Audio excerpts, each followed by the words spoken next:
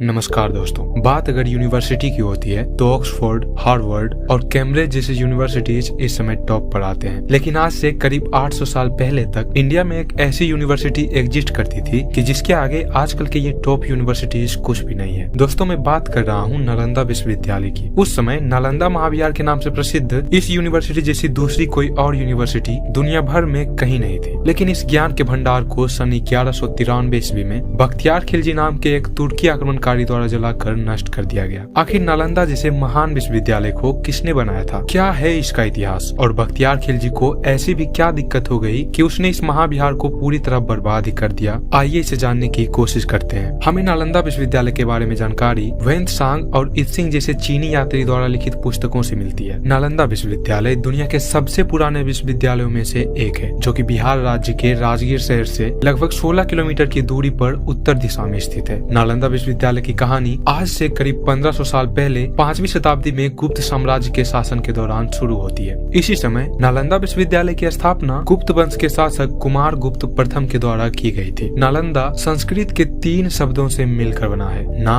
आलम और दा, जिसका मतलब होता है ना रुकने वाला ज्ञान का प्रवाह। नालंदा विश्वविद्यालय में भारत के अलावा China, Japan, Korea, Indonesia, Sri Lanka, Iran और दुनिया भर के कई सारे देशों से विद्यार्थी पढ़ने आते थे। विश्वविद्यालय में वेद और बौद्ध दर्शन के अलावा और भी कई विषयों जैसे कि व्याकरण, विज्ञान, तर्क, खगोल विज्ञान, गणित, अर्थशास्त्र, न्याय शास्त्र और वास्तुकला इत्यादि विषयों पर अध्ययन किया जाता था। यहाँ करीब 10,000 विद्यार्थी और 1500 से भी अधिक शिक्षक पढ़ते और पढ़ाते थे। ये एक आवासीय विश्वविद्यालय था और इन लोगों के रहने के लिए यहाँ करीब 300 छोटे छोटे और 7 विशाल भवन बने हुए थे। लेकिन नालंदा विश्वविद्यालय में एंट्री मिल पाना इतना भी आसान नहीं था। इसके अंदर प्रवेश करने के लिए सबसे पहले छात्रों को इंटरव्यू देना पड़ता था, जो कि काफी कठिन होता था। छात्रों को 3 परीक्षाओं में पास होना पड़ता था। बताया जाता है कि 10 में से केवल 3 विद्यार्थी ही परीक्षा में पास हो पाते थे और सिर्फ इंटरव्यू में पास होने वाले छात्रों को ही विश्वविद्यालय में एंट्री मिलती थी। लेकिन एक बार विद्यार्थियों का प्रवेश हो जाने के बाद उन्हें किसी भी प्रकार की आर्थिक चिंता नहीं करनी पड़ती थी। उनके लिए शिक्षा,